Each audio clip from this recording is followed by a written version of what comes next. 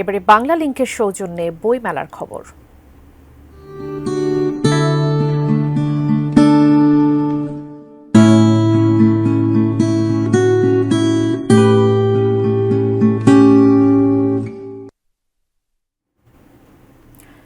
দর্শক, অমর একুশে বইমেলা 2025-এর দ্বিতীয় দিন। আজকের মেলার খবর জানিয়েছেন সহকর্মী সাজেদা সুইটি। ধন্যবাদ। আমরা অমর একুশে বইমেলার এই যে দ্বিতীয় দিনের মেলা, আজকে এখন সোহরাওয়ার্দী প্রাঙ্গণে আছি। ভিড় যথেষ্ট বেড়েছে বিকেলের পর থেকে, সন্ধ্যা থেকে আমরা দেখতে পাচ্ছি যে অনেকেই আসছেন বইগুলো নেড়েচেড়ে দেখা। মোট কথা নতুন বাংলাদেশের প্রথম বইমেলা যেহেতু, সে কারণে মেলার যে পরিবেশ সব কিছু একটু দেখারও ব্যাপার আছে। অনেক লেখক প্রকাশক, তাদেরকেও আমরা নতুন করে চিনতে পারছি। কিছু বই আছে যেগুলো আমরা এর আগে হয়তো বা সেভাবে প্রকাশ্যে আসতে দেখতাম না, এখন রাজনৈতিক অঙ্গনের সেই বইগুলো আমরা সামনে দেখতে পাচ্ছি। আমরা এখানে আছি অনন্যা প্রকাশন।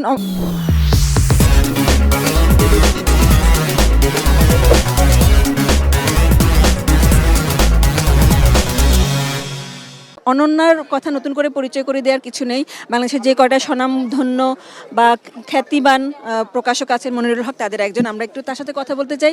নতুন বাংলাদেশে এটা প্রথম বইমেলা, আপনাদের অভিজ্ঞতা কি? দেখুন, আমরা নিরাপত্তা চাই। এই নতুন বাংলাদেশে পটপরিবর্তনের পরে আমরা সম্পূর্ণ নিরাপত্তা চাই, এবং যাদের পাঠক যারা আসেন বইপ্রেমীরা তারা যেন নির্বিঘ্নে চলাফেরা করতে বাসা যেতে পারে, সেটুকুই আমাদের প্রত্যাশা। আশা করছি তার ব্যত্যয় ঘটবে না। আমরা যথেষ্টভাবে নিরাপত্তার আশ্বাস পেয়েছি। অনেক সময় দেখা যায় আমরা শাসক শ্রেণীকে খুশি রাখার জন্য কিছু কিছু বই একটু সামনে বেশি বাড়িয়ে দেই, তাদের সাথে রিলেটেড যেগুলোতে একটু তোষামোদি থাকে বা বন্দনা বেশি থাকে। এই ধরনের কোনো টেন্ডেন্সি কি এবারও দেখতে পাচ্ছেন কিনা? আমরা তো লেখকের বই ছাপি ভাই, সে কি করলো সেটা আমার দেখার ব্যাপার না, তার লেখাটা ভালো কিনা সেটা আমরা চিন্তা করি। আমরা কোনো দলীয় ম্যানিফেস্টো ছাপি না।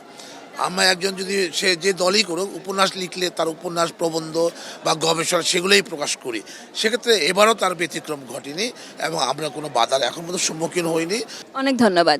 সব লেখক প্রকাশক সবারই একটাই চাওয়া যে পাঠকদের মনের মতো একটি মেলা উপহার দেয়া, এবং পাঠকদের সাথে তাদের যে হৃদ্যতাপূর্ণ সম্পর্কটা এই মেলা থেকে তারা তৈরি করে নিতে চান, যাতে করে সারা বছর যেখানেই মেলা হোক না কেন, কারণ বারবারই বলা হচ্ছে যে সারা বাংলাদেশ জুড়ে মেলার একটা প্রস্তুতি রাখা দরকার, জেলা পর্যায়ে উপজেলা পর্যায়ে, এবং সেই চেষ্টাটা চলছে অনেক বছর ধরেই। সে কারণে এই সম্পর্কটা চর্চা করাটা অনেক বেশি জরুরি, যেটা এখান থেকে নতুন করে শুরু হতে পারে বা আরও দৃঢ় শক্ত হতে পারে।